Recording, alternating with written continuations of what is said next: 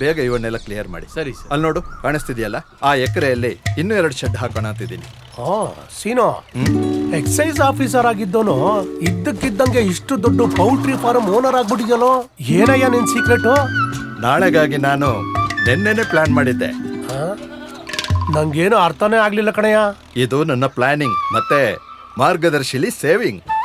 ಓ, true friend ಮಾರ್ಗದರ್ಶಿ. S, true friend ಮಾರ್ಗದರ್ಶಿ. ನಿರಂತರವಾಗಿ 5 ವರ್ಷಗಳಿಂದ ನಾನು ನಮ್ಮ ಮಾರ್ಗದರ್ಶಿ ಚಿಟ್ ಫಂಡ್ ಅಲ್ಲಿ ಹೂಡಿಕೆ ಮಾಡಿ 25 ಲಕ್ಷ ಉಳಿಸಿದ್ದೀನಿ. ಮಾರ್ಗದರ್ಶಿ ನಮ್ಮೊಂದಿಗಿದ್ದರೆ ನಮ್ಮ ಎಲ್ಲಾ ಕನಸುಗಳನ್ನು ಪೂರೈಸಬಹುದು. ಇಂದಿನಿಂದಲೇ ಸರಿಯಾಗಿ ಪ್ಲಾನ್ ಮಾಡಿ. ಇದೆಲ್ಲ ಚೆನ್ನಾಗಿ ಮಾತಾಡ್ತೀಯ ಕಣೋ. ಅವಾಗ ಫ್ರೆಂಡ್ಸ್ ಸೇರಿಸಿ ಪಾರ್ಟಿ ಮಾಡೋ ಪ್ಲಾನ್ ಮಾಡೋ. ನಿನ್ನ ಯಾವಾಗ ಬಾ ಅಂತ ಕರೆದಿದ್ದು, ಇವತ್ತು ಬಂದಿದೀಯಾ? ಮಾರ್ಗದರ್ಶಿ.